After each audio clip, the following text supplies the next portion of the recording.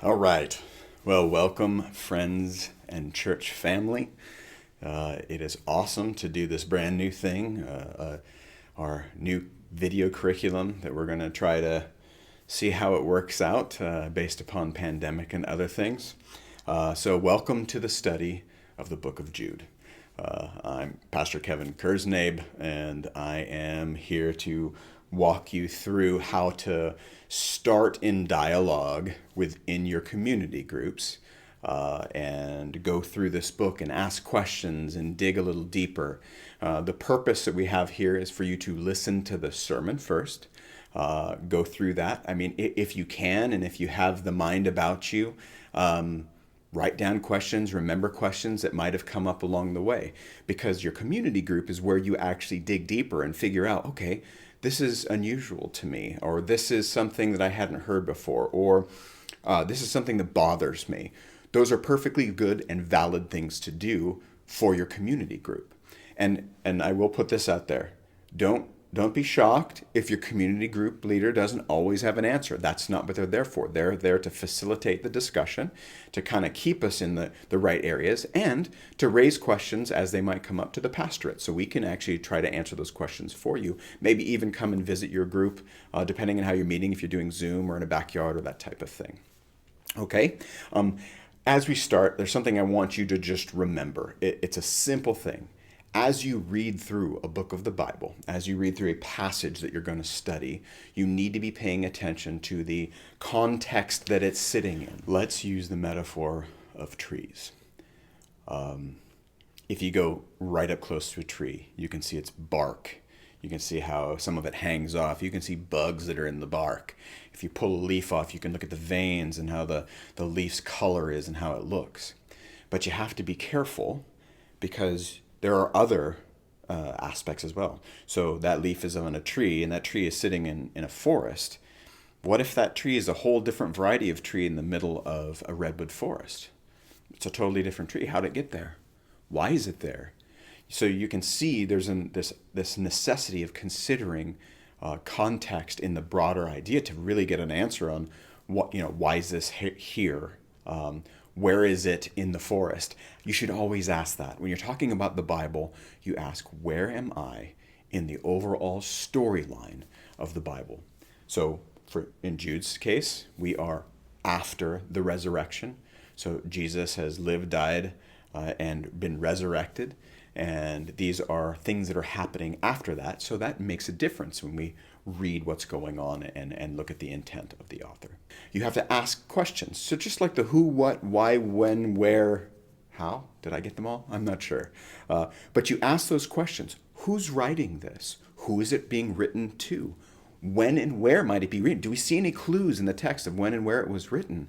What are they writing about? How is what's the issue that's come up that you think has brought about the writing of the letter? Sometimes it's specific in the material you're studying. Sometimes it's not. Sometimes it's very hard to dig in and understand what exactly it is. So we have to put on, God's given us all brains, and when we're together in a group of people that have differences, different ways of looking at things, maybe different cultures that we're from, we have different genders, cultures, nations, all of those things, we can actually see this from slightly different angles, which is very helpful in a community group environment. So my prayer and my hope is that you would utilize everyone in the group to try to figure out and dig deeper and understand who our God is through His Spirit. So I hope that you start with prayer always. I'm not necessarily going to pray in these small videos. I'm trying to get you guys started as quick as possible. So just be ready to ask questions and know that sometimes you're not going to have all of the answers, but that you are trying to dig deeper and utilizing the very Spirit of God within you to understand more about our King and more about who we are and how we are to operate. Okay? So without further ado, let's get started.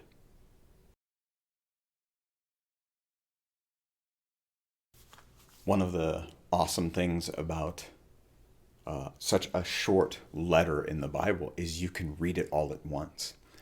Even the big books of the Bible, it's really encouraging and helpful to read it all in one sitting so you get an idea of what the author is trying to present in a full picture. This book is 25 verses. You can sit and read this right now. So that's the first thing I'm going to ask you to do. Read the book of Jude aloud, and then we'll get to an icebreaker question.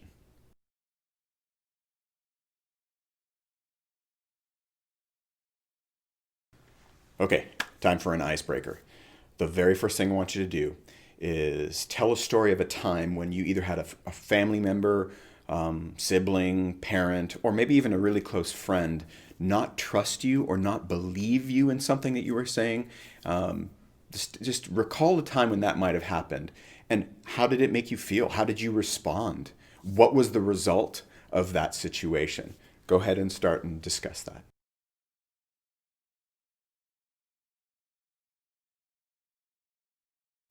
We said you have to ask these who, what, when, where, why, how questions.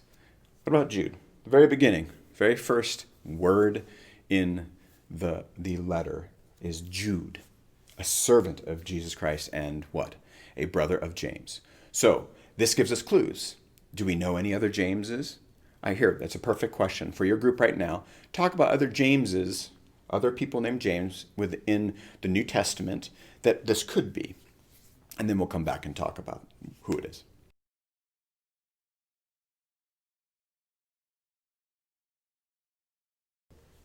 You guys came up with some different Jameses from the Bible.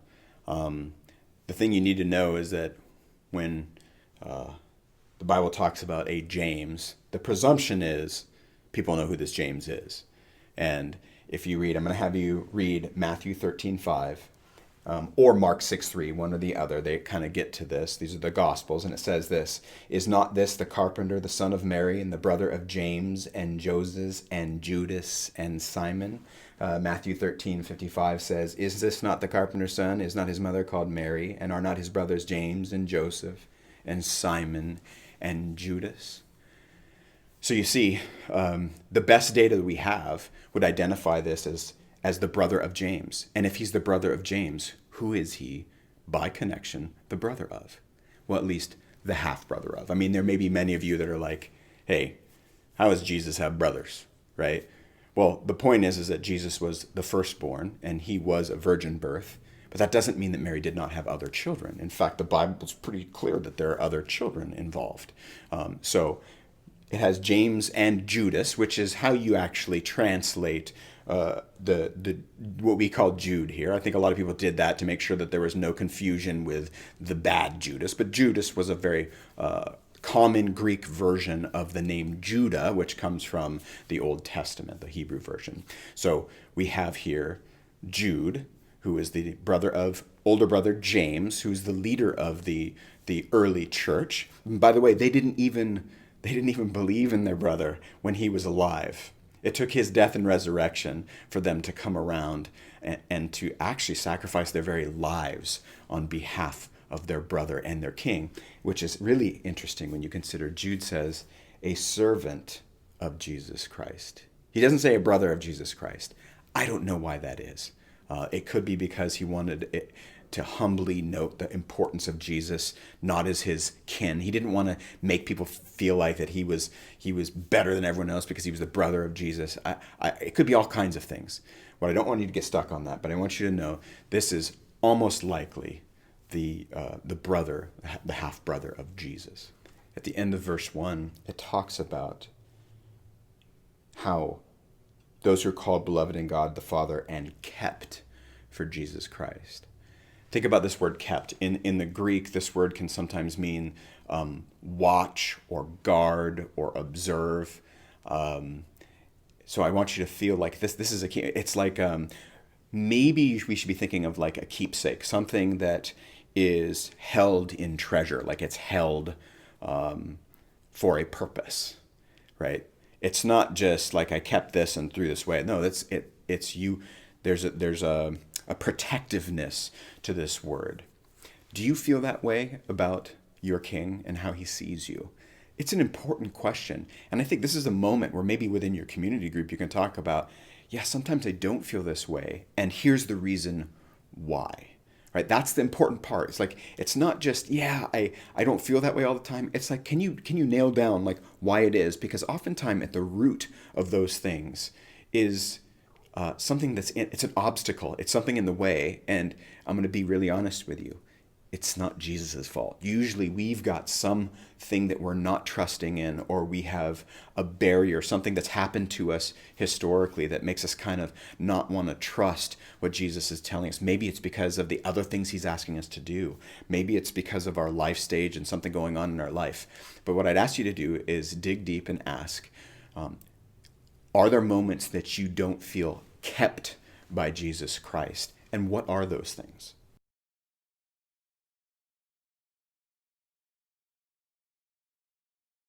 In verse 3, it talks about this change of mind. It says that, I wanted to write about our common salvation, but I found it necessary to write appealing to you to contend for the faith that was once for all delivered to the saints.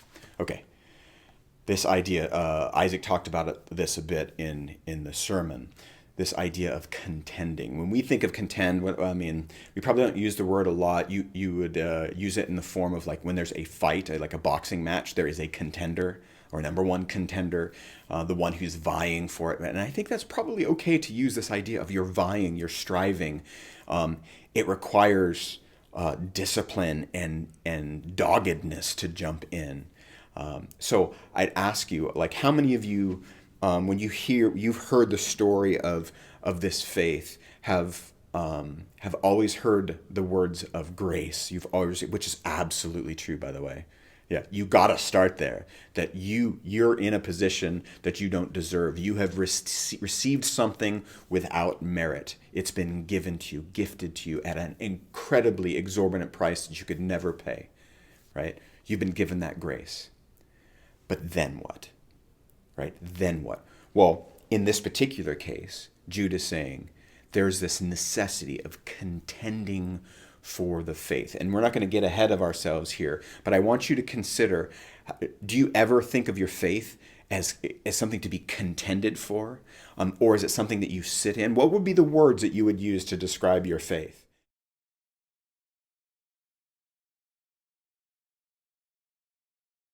I'm going to argue that there is a universal principle here that our faith requires a level of contending, right? It's not that we are in a fight, a pugilist battle with the next person that comes along, but it requires for us to be striving and pushing and pressing in order to ensure that the faith that we have is strong and stays uncluttered and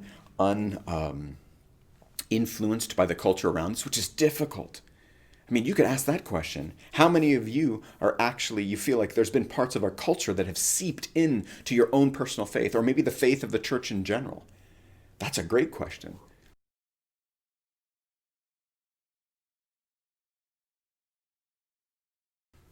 What are those things that sometimes creep their way in to how we're supposed to see our King and how we're supposed to live our lives? So I'd ask you, once you get to the grace point, how are you contending for the faith? What would that look like in your life? Maybe you've never done it, and that's fine. But what would that look like in your life?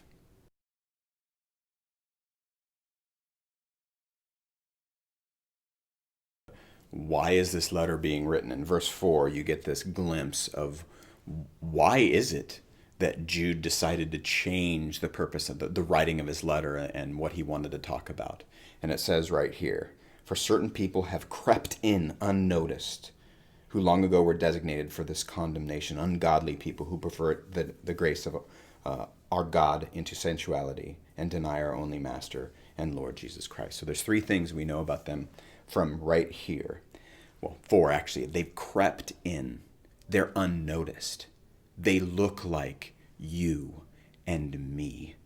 So you have to think about this, folks. What does this mean that they actually, what kind of language do they use? What is it they look like? Well, they're probably using all the right words and such, right? They look like just another one of the brothers or sisters in the Lord. They probably say Jesus is Lord. They probably talk about his grace. But what's happening? And that's where you get to these other things. It says straight up that they are ungodly and designated for condemnation. They've crept in, they pervert grace. So it's not that they don't believe in grace, but they're perverting the grace of God into sensuality and deny our Lord and Master. So I don't believe that denial, if you think about how this plays out, it's not like they're denying along the way, right? It's through their actions, through how they're using their grace. It's like they're eating grace. Grace has been given. Let's just take it and do whatever. And it does talk about sensuality, and it's hard to say exactly what was happening, but at the end of the day, it seems like what Jude is saying is these people may just be taking grace too far. They're basically saying, hey, God is so gracious, he's so loving, he's so good. What does it matter what I do? Right? I'm going to enjoy myself. Why not do whatever? Right? Because God is so gracious. God is so loving.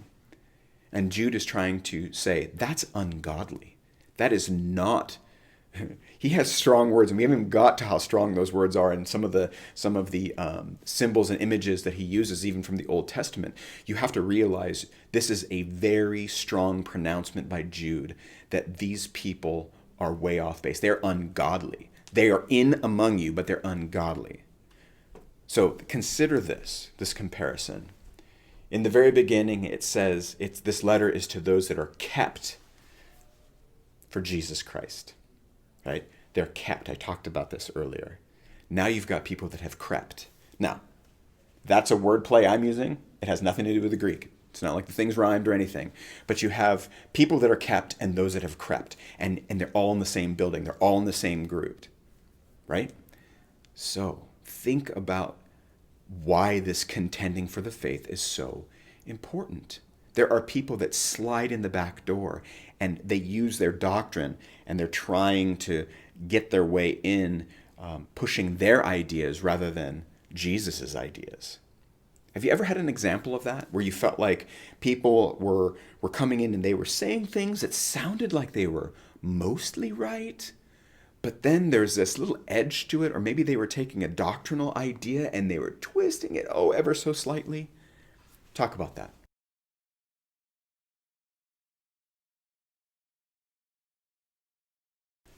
All right, so here's the harder question. There are times that we don't act aligned with the gospel. Isaac mentioned this in his sermon. So can you identify, because I really think what Jude is getting at here is that there are people who through their actions are denying the Lord. They're denying him by how they're living, not necessarily by their words. Have you ever had a moment like that?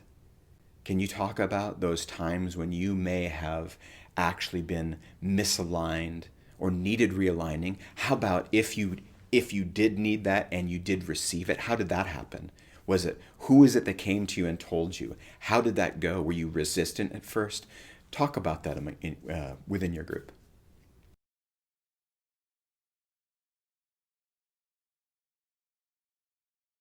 I'm going to ask you if you would pick one thing. You don't have to pick the most horrendous thing that you're dealing with. If you do, more power to you. But maybe just a smaller thing that's just nagging at you. It's a bad rhythm. It's an area of sin or difficulty where you feel like you're not responding correctly. Or maybe it's something you should be doing and you're not. Pick one thing. Talk to one of the people in your community group and ask them to keep you accountable on that particular thing. Okay? Think about those things and then respond.